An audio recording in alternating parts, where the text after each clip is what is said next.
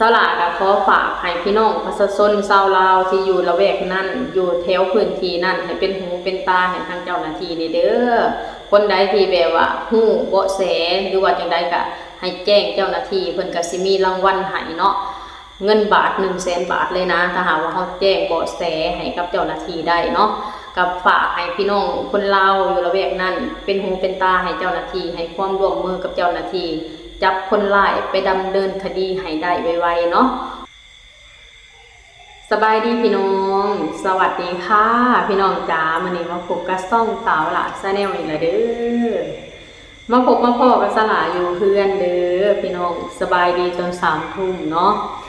มื้อนี้สลาก็มาถ่ายคลิปรอบดึกเนาะพี่น้องเนื่องจากว่าตอนกลางวันก็บ่ได้อยู่เพื่อนเนาะมื้อนี้สลาก็ออกไปหน้าไปหาถอนหญ้าเนาะพี่น้องช่วงนี้ก็เป็นช่วงฤดูฝนตกเกือบทุกมื้อเลยอยู่บ้านสลาช่วงนี้พอแพตตี้เพิ่นก็เลยบ่มีเวียกเฮ็ดงานทำเนาะเพราะว่าเฮ็ดเวียกอย่างอื่นบ่ได้นะพี่น้องก็เลยว่าไปซิงอยู่ที่หน้าเป็นหลักช่วงนี้เวลาเพิ่นไปหน้าเพิ่นก็สิเอาเมียไปนำนะ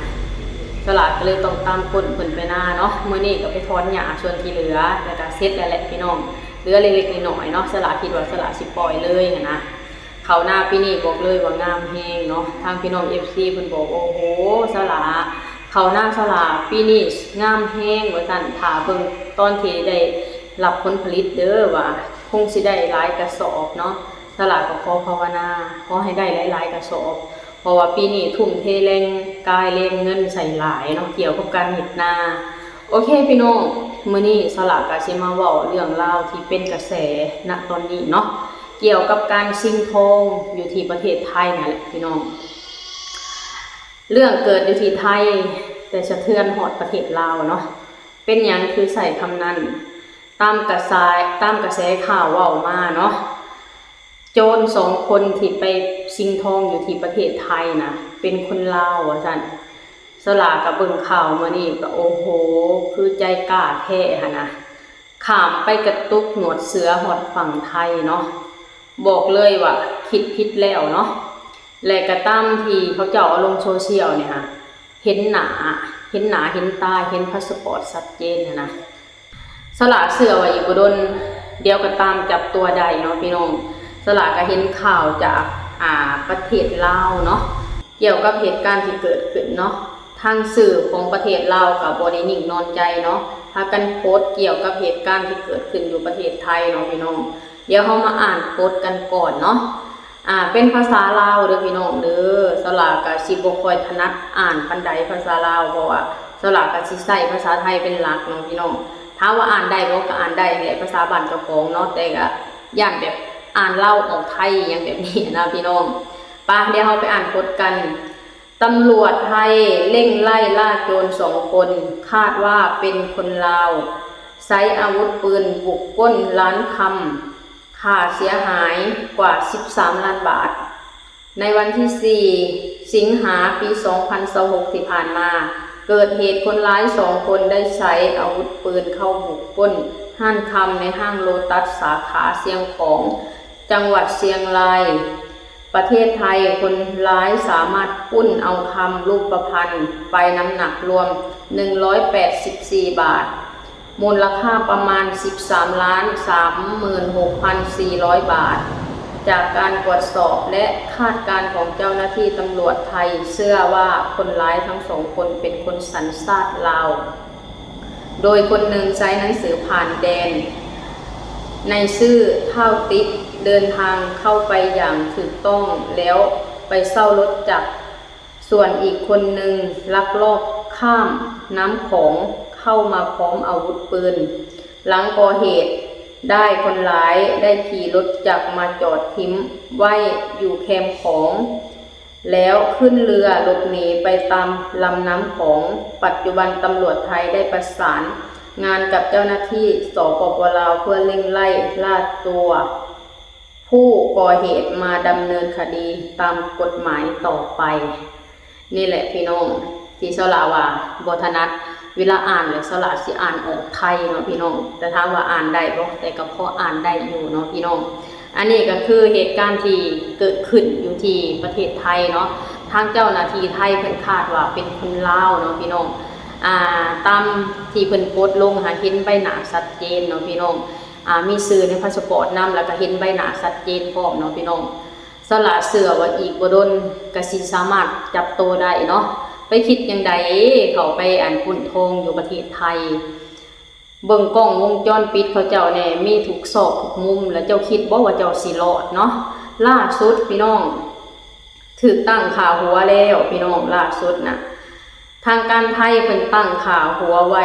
100,000 บาทคนร้ายสิ่งของเสียงของ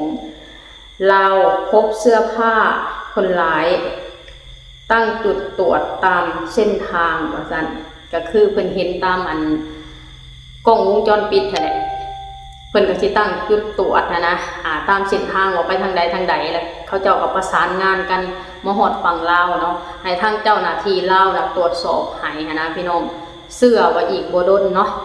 สามารถจับได้แน่นอนเพราะว่ากล้องวงจรปิดก็เห็นใบหน้าชัดเจนแล้วก็เห็นชื่อในพาสปอร์ตนะคำว่าชื่อในพาสปอร์ตตามตัวฮอดบ้านเนาะพี่น้องบอกเลยว่าอีกบ่ดนสลาว่าแป๊บนึงบ่ดนเลยซ้ำก็สิสามารถจับได้เนาะพี่น้องสลาเคยเห็นข่าวที่ว่าทางลูกจ้างคตก.นายจ้างที่ผ่านมาเนาะใส่เวลาบ่ดนตามฮอดบ้านเนาะพี่น้องโอ้โหแบบว่าคิดได้จังไดคือบ่ทำมาหากินแบบสุจริตเนาะเป็นหยังต้องไปแบบสร้างความแบบเดือดร้อนนะพี่น้องเหตุการณ์ที่เกิดขึ้นนะเฮ็ดให้แบบคนไทยมองคนลาวหลบไปอีกแล้วเนาะเป็นหยังคือแบบว่าบ่ทำมาหากินเองเป็นหยังต้องไปลักเล็กขโมยน้อยนะและเจ้าคิดว่าเจ้าสิรอดในคดีนี้นะพี่น้องแห่งไปสร้างเรื่องอยู่ที่ประเทศไทยบอกเลยว่าคนไทยประเทศไทยเจ้าหน้าที่ไทยเขาเจ้าเก่งขนาดใดบอกเลยว่าอีกบ่ดนเนาะสละก็ขอภาวนาให้จับโตมาดำเนินคดีได้ไวๆเนาะคนพวกนี้เนี่ยคังลืมไปเลยเนาะเฮ็ดให้เสื่อมเสียชื่อเสียงของประเทศลาวเสื่อมเสียชื่อเสียงของคนลาวเนาะบอกเลยว่าความสัมพันธ์ระหว่างไทยลาวทุกมื้อนี่เขาเจ้าแน่นแฟ้นกันนะเขาเจ้าซอยเหลือเกื้อกูลซึ่งกันและกันแบบเป็นอย่างดีนะแห่งพี่น้องชาวไทยบอกเลยว่าเขาเจ้าหวังดีต่อพี่น้องชาวลาวมีเหตุการณ์อีหยังก็ตามอยู่ในประเทศลาวเขาเจ้ายื่นมือมาช่วยเสมอนะโอ้โหแบบว่าเห็นเหตุการณ์แบบนี้นะพี่น้องสลาแบบรับบ่ได้เนาะสลารับบ่ได้เด้มันสิเฮ็ดให้ความสัมพันธ์ระหว่างไทยลาวนะมันแย่นะพี่น้องทุกเมื่อนี่เขาเจ้าดีต่อกันนะมันเป็นสิ่งที่ดีอยู่แล้วนะประชาชนทั้งสองฝั่งบอกเลยว่าหักมันกลมเกลียวกันปรารถนาดีซึ่งกันและกันนะพี่น้องนี่แหละพี่น้องสลาก็ขอภาวนาให้จับตัวคนร้ายมาดำเนินคดีได้ไวๆเนาะแต่สลาก็เชื่อเหลือเกินว่าเรื่องนี้บ่เกินความสามารถของเจ้าหน้าที่ลาวแล้วก็เจ้าหน้าที่ไทยแน่นอนเนาะเพราะว่าเห็นใบหน้าชัดเจนแฮงแล้วก็เห็นชื่อ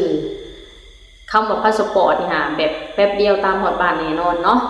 สลาก็ขอฝากให้พี่น้องประชาชนชาวลาวที่อยู่ละแวกนั้นอยู่แถวพื้นที่นั้นให้เป็นหูเป็นตาให้ทางเจ้าหน้าที่นี่เด้อคนใดที่แบบว่าฮู้เบาะแสหรือว่าจังใดก็ให้แจ้งเจ้าหน้าที่เพิ่นก็สิมีรางวัลให้เนาะเงินบาท 100,000 บาทเลยนะถ้าหากว่าเฮาแจ้งเบาะแสให้กับเจ้าหน้าที่ได้เนาะกับฝากให้พี่น้องคนลาวอยู่ละแวกนั้นเป็นหูเป็นตาให้เจ้าหน้าที่ให้ความร่วมมือกับเจ้าหน้าที่จับคนร้ายไปดำเนินคดีให้ได้ไวๆเนาะโอเคพี่น้องสำหรับคลิปนี้สละก็สิขอจบคลิปสำนี้ก่อนเด้อขอให้พี่น้องทุกคนกดไลค์กดแชร์กดติดตามให้สละเนี่ยเด้อสบายดีสวัสดีค่ะ